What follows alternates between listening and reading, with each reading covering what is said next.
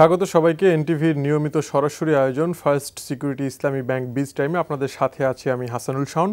দর্শক, এই অনুষ্ঠানটিতে আমরা অর্থনীতির বিভিন্ন বিষয়ে পর্যালোচনা করার চেষ্টা করি।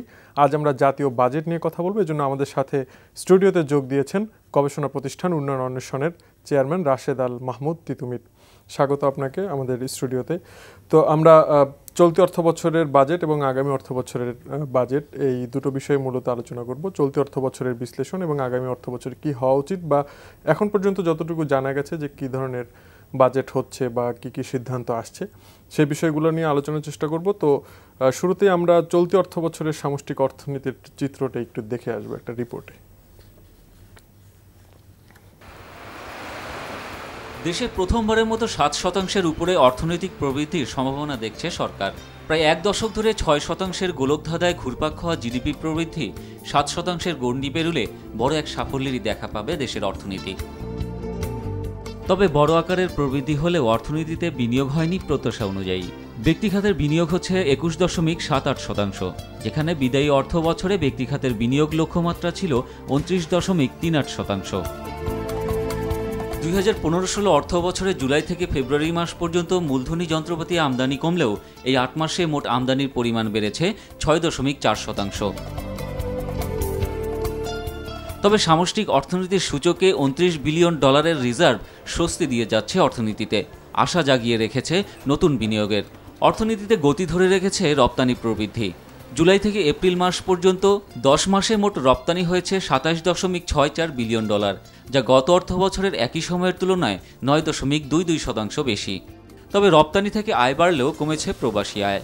বিদায়ী অর্থ বছরে 10 মাসে প্রবাসী আয় কমেছে 2.39%।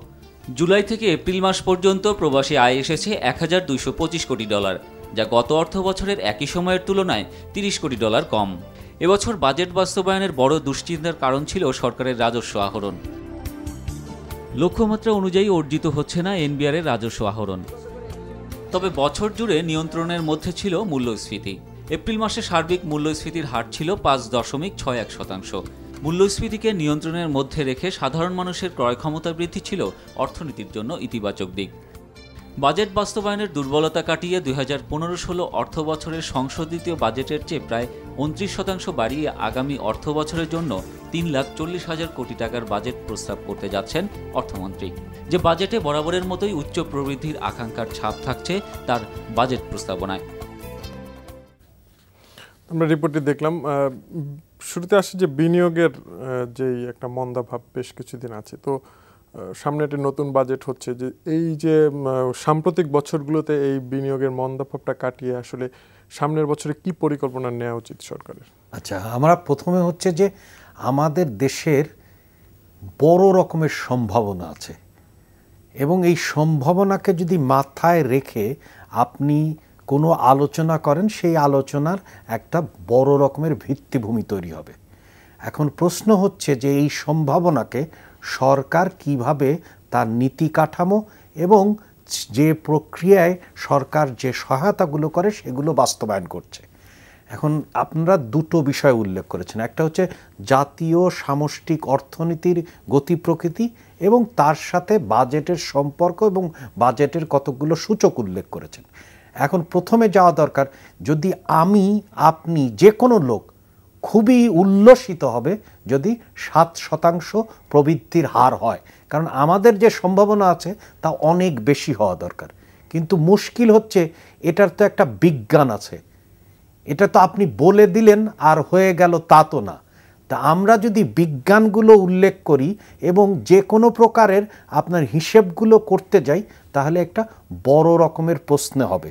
আমরা সেই বিষয় নিয়ে আলোচনা করতে পারি, কিন্তু আপনার পরবর্তী যে কতকগুলো বিষয় অর্থাৎ বিনিয়োগ সম্পর্কে যে কথাটা বললেন, সেটি হচ্ছে যে ওই প্রবৃদ্ধির সাথে কিন্তু সম্পর্কযুক্ত। কারণ এইটা আমরা যে বছর বলছে সেটা হচ্ছে 2015-16 অর্থ বছর। আপনি যদি খেয়াল করেন, ব্যক্তি খাতের বিনিয়োগ কিন্তু 2014-15 অর্থ বছরে এর চেয়ে মোট দেশজ উৎপাদন তথা জিডিপির চেয়ে অনেক বেশি ছিল, কিঞ্চিত বেশি ছিল, কিন্তু সেটা সবসময় আমরা লক্ষ্য করছি যে 22% উপরে যাচ্ছে না এবং এবারও যায়নি, বরং কমেছে। সেটাও কিন্তু আর একটা প্রশ্নবিদ্ধতার কারণ। তো এই কারণ কেন ঘটেছে, এটার কারণ হচ্ছে যে আপনি যে কোনো ব্যক্তি খাতের উদ্যোক্তাকে যদি জিজ্ঞেস করেন তাহলে কিন্তু সে প্রশ্নগুলো উত্তর দেবে। যেটা আরও হয়েছে, যেটা আপনার প্রতিবেদনে আসেনি, ব্যক্তি খাতে তো বিনিয়োগ বাড়েনি, কিন্তু বাংলাদেশ থেকে পুঁজি পাচার হয়েছে এবং সেই পাচারটা হয়েছে আপনি যদি গড় দেখেন গড় 8 বছরের মধ্যে, তাহলে প্রায় 5.6 বিলিয়ন ডলার হারে, বা গত বছরের আগের বছরের হিসেবটা যেটা আছে সেটা হচ্ছে প্রায় 9.67 বিলিয়ন ডলার। অর্থাৎ হচ্ছে যে মোট দেশজ উৎপাদন তথা জিডিপির আপনার 6% কাছাকাছি। তার মানে বিনিয়োগ হচ্ছে না, আবার অন্যদিকে পুঁজি পাচার ঘটছে। হচ্ছে নাটা কেন আসলে? হচ্ছে না কেন? একজন যিনি বিনিয়োগ করবেন তিনি কি করবেন, তার 3টা বিষয় দরকার, তাই না? একটা বিষয় দরকার হচ্ছে যে বিনিয়োগযোগ্য তহবিল দরকার, তারপরে হচ্ছে যে তার ওই বিনিয়োগের ফলে যে পণ্য তৈরি হবে সেই পণ্য ক্রেতা থাকতে হবে, এবং তৃতীয় এই কাজটা করতে গেলে তার যতগুলো আপনার ভৌত এবং সামাজিক অবকাঠামো দরকার সেটা দরকার হবে। কারণ হচ্ছে যে সেখানে আপনি কাজ করবেন, তাহলে কাজ করার জন্য যথোপযুক্ত আপনার সেই মানব সম্পদ দরকার হবে এবং ভৌত অবকাঠামো দরকার হবে। আপনার ভৌত অবকাঠামোর মধ্যে অনেকগুলো ভাগ আছে, যেমন গ্যাস, বিদ্যুৎ থেকে শুরু করে রাস্তাঘাট থেকে শুরু করে, তো কোনো জায়গায় অগ্রগতি হয়নি। তারপরে একটা জিনিস, যে কোনো বিনিয়োগের ক্ষেত্রে তারা চিন্তা করে যে নীতি কাঠামোর আপনার কি বলে স্ট্যাবিলিটি আছে কিনা, প্রেডিক্টেবিলিটি আছে কিনা। সেখানে যদি খেয়াল করেন তাহলে যে কোনো উদ্যোক্তার সাথে যদি আলাপ করেন, তারা এখনও সেইভাবে ব্যবসা এবং বিনিয়োগ করার যে আস্থা, সেই আস্থার পরিবেশ পাচ্ছে না। সেটা যেমন বিনিয়োগের সূচকে পাবেন না, তেমনি সেটা আর একটা এরকম আস্থার সুযোগ হচ্ছে শেয়ার বাজারের সূচক, সেখানেও পাওয়া যাবে না। আচ্ছা, আমরা এই আলোচনাটা আবার ফিরবো, একটা বিরতি নিয়ে নিচ্ছি। দর্শক, অনুষ্ঠানে এই পর্যায়ে নিচ্ছে একটা বিরতি, আমাদের সাথেই থাকুন।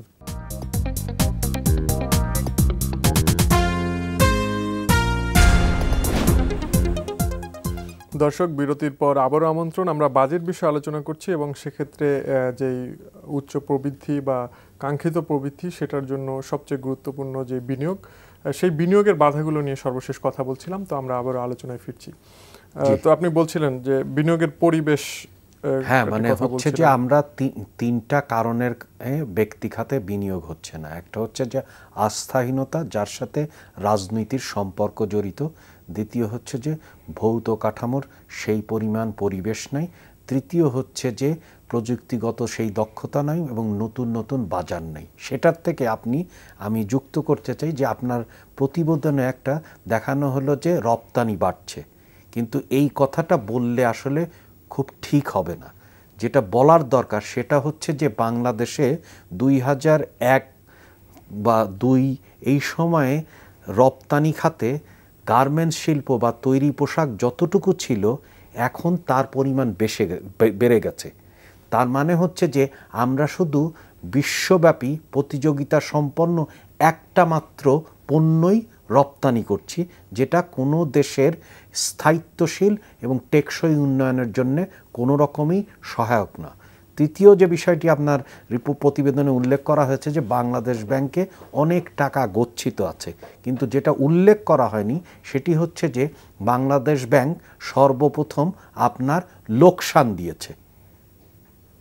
তো এই বিষয়গুলো আসলে পূর্ণাঙ্গভাবে আসা দরকার। তার মানে হচ্ছে যে জানা যাচ্ছে যে আপনার অর্থনীতিতে যেটা আমরা সবাই আকাঙ্ক্ষা করি যে আমাদের প্রবৃদ্ধি হবে, এবং তার চেয়ে বড় জিনিস হচ্ছে যে বাংলাদেশে যে চ্যালেঞ্জটা আবির্ভূত হচ্ছে সেটি হচ্ছে বেকারত্বের হার বেড়ে যাচ্ছে।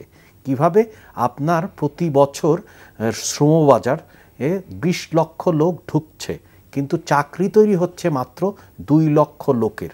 এই কর্মসংস্থানগুলোর সাথেই তো আসলে এক্স্যাক্টলি ঠিক মতো বলেছেন যে বিনিয়োগের স্থবিরতার কারণেই আমরা দেখছি যে 20 লাখ লোক চাকরির বাজারে ঢুকছে, 2 লাখ মাত্র চাকরি পাচ্ছে, এবং তার মধ্যে আবার যুবক মানুষ বেশি, এবং যুবকদের মধ্যে আবার শিক্ষিত যুবক আরও বেশি। এবং বাংলাদেশে আনুষ্ঠানিক খাতে আপনার কর্মসংস্থানের হার কমে যাচ্ছে, এবং যা কর্মসংস্থান হচ্ছে তার অধিকাংশই হচ্ছে অনানুষ্ঠানিক খাতে। না আছে বেতন, না আছে শ্রমিক বা কর্মচারীর যে সমস্ত অধিকার, তার মানে অধিকারহীনতার মধ্যে এবং কর্মসংস্থান একটা বড় রকমের চ্যালেঞ্জে আসে। আচ্ছা, সেক্ষেত্রে বিনিয়োগের একটি চ্যালেঞ্জ যেটি বললেন আপনি, যে অবকাঠামো বা গ্যাস বিদ্যুতের যে ব্যাপারটা, আমরা বিদ্যুৎ খাতের চলতি অর্থ বছরের চিত্রটা একটা রিপোর্টের মাধ্যমে একটু দেখে আসি।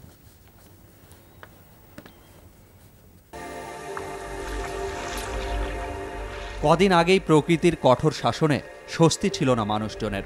সেই গরমের সাথে সাথে সরকারের ইচ্ছে থাকার পরও এবারও লাগাম টানা যায়নি লোডশেডিংয়ের। যদিও বর্তমানে বিদ্যুৎ উৎপাদন ক্ষমতা 12,000 মেগাওয়াট ছাড়িয়েছে, যা সরকারের বড় সাফল্য। তবে সমস্যা হলো সেই বিদ্যুতের প্রায় 5,000 মেগাওয়াট উৎপাদন করা যাচ্ছে না। তার অন্যতম কারণ উৎপাদন ক্ষমতা বাড়ার সাথে সাথে বিতরণ ও সঞ্চালন লাইনের উন্নয়ন হয়নি।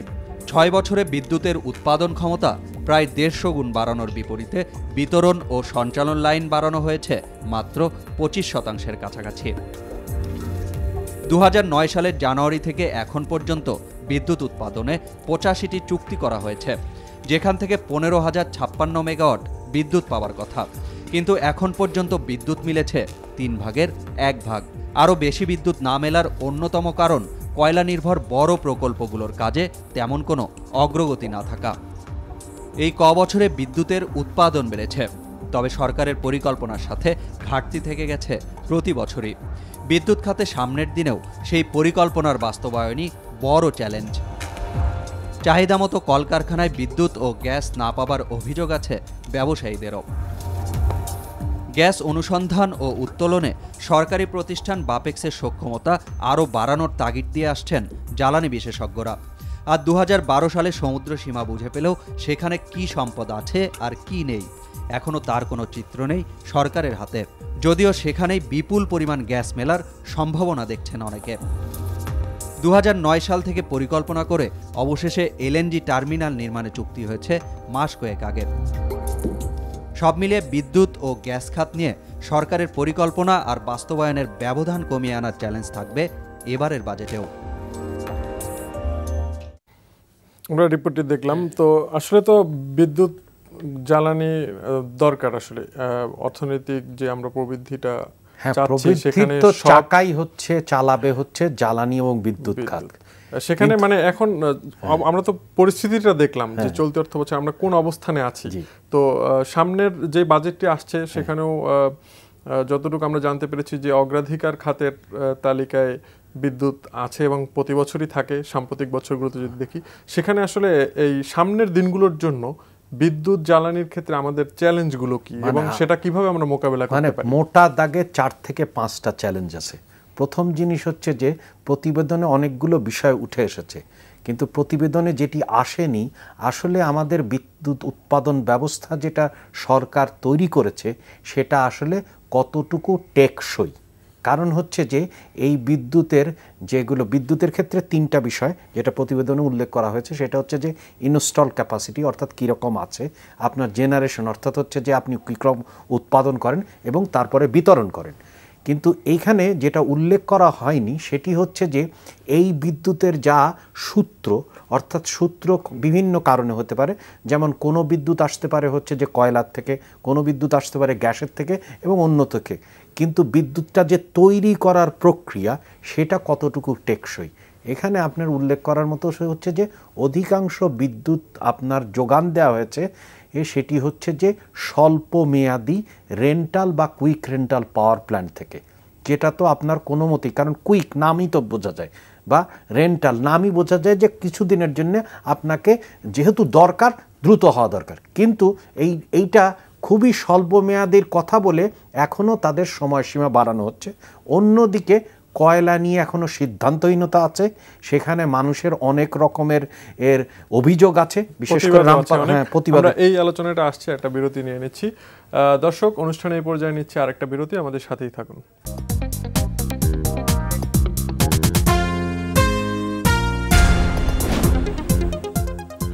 দর্শক, বিরতির পর আবার আমন্ত্রণ। আমরা সর্বশেষ আগামী অর্থবছরে বিদ্যুৎ জ্বালানি খাতের চ্যালেঞ্জগুলো নিয়ে কথা বলছিলাম। আমরা আবারও আলোচনায় ফিরে যাচ্ছি।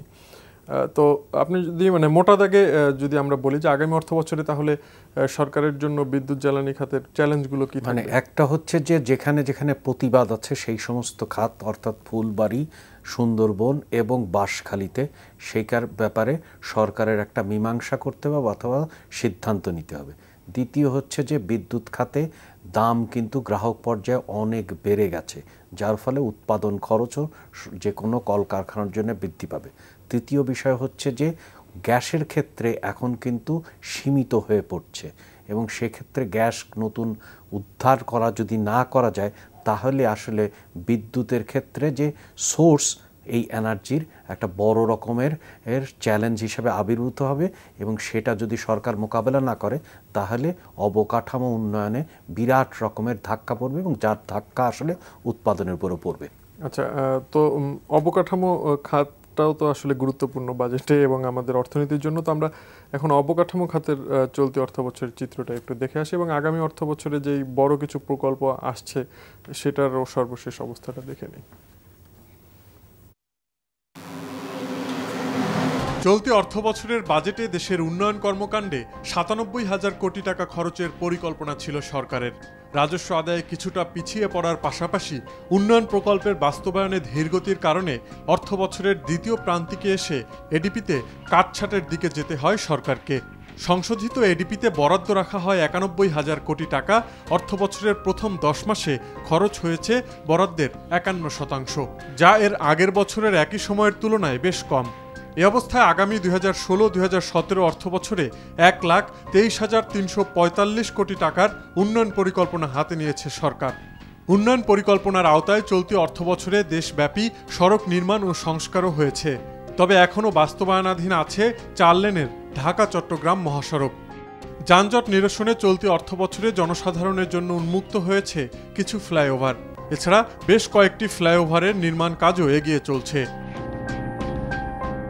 আমদানি রপ্তানি বাণিজ্য সহজ করতে দেশের সমুদ্র বন্দরগুলোর উন্নয়ন ও আধুনিকায়নে বেশ কিছু উদ্যোগ এসেছে। রাজধানীতে দ্রুত গতির মেট্রো রেল প্রকল্পের প্রাথমিক কাজ শুরু হয়েছে। এছাড়া Sonadia deep sea port, Matarbari এবং রামপালে কয়লাভিত্তিক বিদ্যুৎ কেন্দ্র, রূপপুর পারমাণবিক বিদ্যুৎ কেন্দ্র, পায়রা বন্দর এবং মহেশখালীতে এলএনজি টার্মিনাল, এই বড় প্রকল্পগুলোর বাস্তবায়নে বেশ উদ্যোগী এখন সরকার। আর নিজস্ব অর্থায়নে পদ্মা সেতুর প্রাথমিক কাজগুলোর পর মূল সেতুর নির্মাণ কাজও এগিয়ে চলছে। এক্ষেত্রে ঢাকা থেকে পদ্মা সেতু হয়ে যশোর পর্যন্ত রেলপথ নির্মাণের জন্য পদ্মা সেতু রেল সংযোগ প্রকল্প হাতে নিয়েছে সরকার। এই মেগা প্রজেক্টগুলোর বাস্তবায়নের দিকে এখন তাকিয়ে দেশবাসী। আমরা রিপোর্টটি দেখলাম এবং যেটি দেখছি যে বেশ কিছু বড় প্রজেক্ট নিয়ে সরকার, এবং আমরা যতটা জানি যে আগামী অর্থ বছরের যে বাজেটটি হতে যাচ্ছে সেখানেও অর্থমন্ত্রী এর মধ্যে বেশ কয়েকবার বলেছেন যে বড় প্রকল্পগুলো নিয়ে এসে আলাদা একটা অগ্রাধিকার ভিত্তিতে আলাদা একটি বাজেট দিবেন। তো মানে অবকাঠামোর চিত্রটি দেখলাম, বাস্তবায়নের সক্ষমতার একটা দুর্বলতা আছে, সেটা কিভাবে কাটিয়ে ওঠা যায় আর বড় প্রকল্পগুলোর ব্যাপারে সরকারের অবস্থান কি হওয়া উচিত? আপনি যে প্রতিবেদন করলেন সেখানে মূল বিষয়গুলো এসেছে, সেখান থেকে আমরা ৩টা বিষয় উল্লেখ করতে পারি। প্রথম হচ্ছে যে ৯ মাসে ৫০% গড়ে আপনার বার্ষিক উন্নয়ন কর্মসূচি বাস্তবায়িত হয়। তাহলে হচ্ছে যে কি ম্যাজিক আছে যে যদি আপনি সংশোধিত করেন তাহলে বাকি সময়ে এই ৫০% অর্জিত হবে। তার মানে একটা বড় রকমের প্রশ্ন আছে যে আদৌ সেটা কোনো গুণগত পরিবর্তন আসে কিনা এবং বার্ষিক উন্নয়ন কর্মসূচির থেকে সেই দিকে কোনো উন্নতি ঘটে কিনা। বড় প্রকল্পের ব্যাপারে হ্যাঁ, দ্বিতীয় বিষয় হচ্ছে যে বড় প্রকল্প নিয়ে আপনি একটা ফ্লাইওভারের রিপোর্ট এখানে দেখানো হয়েছে। আমরা দেখেছি যে ২.১ কিলোমিটার ফ্লাইওভার করতে যে ২১৩ কোটি টাকা খরচ হয়েছে, যা পৃথিবীর ইতিহাসে এই পরিমাণে খরচ কোথাও হয়নি। আপনি যদি দেখেন আর একটা প্রতিবেদনে উল্লেখ করা হয়েছে যে ২ লেন থেকে ৪ লেনে কবে হবে আমরা জানি না, প্রতিবারই শুনছি যে কাল হবে, কিন্তু সেই কাল আর আসছে না। এবং দ্বিতীয় হচ্ছে যে খরচগুলি হিসাব করেন তাহলে দেখবেন হচ্ছে পার্শ্ববর্তী দেশ চীনে হচ্ছে 1 কিলোমিটার করতে লাগে 20 কোটি টাকা, 10 কোটি টাকা, আর ভারতে লাগে ভারতে লাগে 10 কোটি টাকা, চীনে লাগে 13 কোটি টাকা। আমাদের এখানে কত কোটি টাকা হচ্ছে, মানে খরচগুলো অনেক বেড়ে যাচ্ছে, অনেক বেশি। পদ্মা সেতুর ক্ষেত্রে শুরু হয়েছিল 10,000 কোটি টাকা দিয়ে, তারপরে এটা বাড়তে বাড়তে এখন 37,000 কোটি টাকা, কিন্তু বাস্তবায়নের সময় কি হবে? তার মানে হচ্ছে যে এটাই আপনার আসে যেটা বাজেটের মূল বিষয়, সেটা হচ্ছে যে বাংলাদেশের বাজেটে আসলে ব্যবস্থাপনায় কোনো শৃঙ্খলা আছে কিনা। কারণ হচ্ছে যে আচ্ছা, আমাদের হাতে আর সময় নেই, আমাদের শেষ করে দিতে হবে। হ্যাঁ, আমি সেটাই বলছি যে বাংলাদেশের বাজেটের 4টা বড় রকমের এর সমস্যা হিসেবে আবির্ভূত হচ্ছে। এক হচ্ছে যে রাজস্ব আয় হচ্ছে না, এবং বারবার রাজস্ব খাত থেকে যেহেতু আয় হচ্ছে না, সেই জন্যে সরকারকে ঋণের মধ্যে পড়তে হচ্ছে। দ্বিতীয় হচ্ছে বার্ষিক, আমরা আমাদের আসলে একদমই সময় শেষ, মানে আমাদের আপনাকে সুযোগ দিতে পারলে ভালো লাগতো, আর সময় দিতে পারছি না। ধন্যবাদ আপনাকে আমাদের সাথে স্টুডিওতে এসে সময় দেওয়ার জন্য। দর্শক, আজ এখানেই শেষ করছি। আমাদের এই অনুষ্ঠানটি পুনরায় দেখতে ভিজিট করুন এনটিভির অনলাইন www.ntvpt.com এই ঠিকানায়। সবাই ভালো থাকবেন, সুস্থ থাকবেন। ধন্যবাদ সবাইকে।